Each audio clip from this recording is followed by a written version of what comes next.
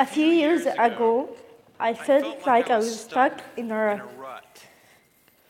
So I decided to follow in the footsteps of the great American philosopher Morgan Spurlock and trying something new for 30 days. The idea is actually pretty simple. Think about something you have always wanted to add to your life and try it for the next 30 days.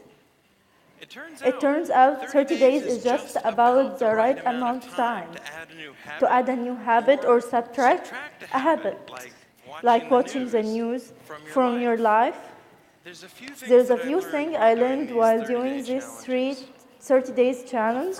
The first one, instead of the months flying by forgotten, the time was much more memorable. This part of a challenge I did to take a picture every day for a month.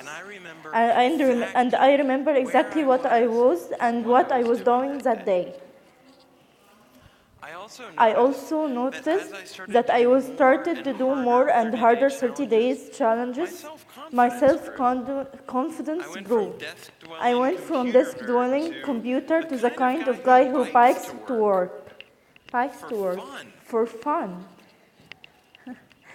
Even last year, I ended up hiking up Mount Kilimanjaro, the highest mountain in Africa.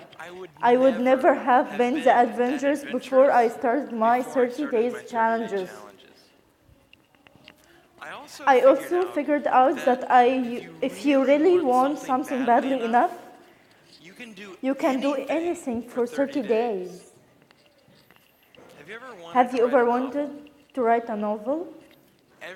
Every November, tens of thousands of people try to write their own 50,000-word novel from scratch in 30 days.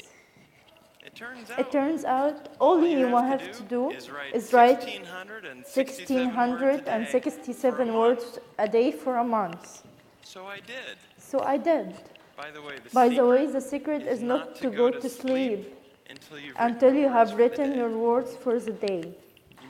You might be sleep deprived, but you will finish your novel.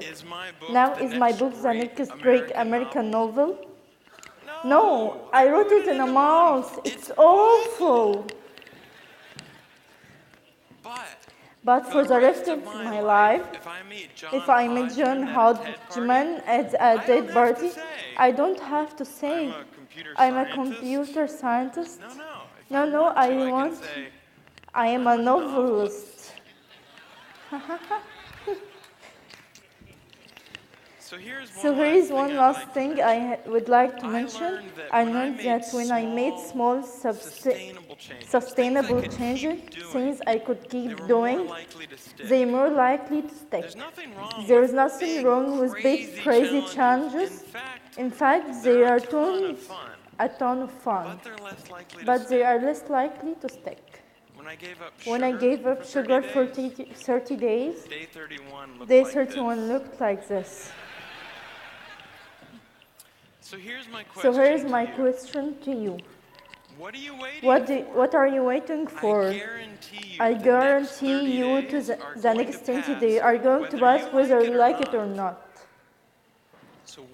So why not you think about something you have always wanted to try and give it a shot for the next 30 days. Thanks.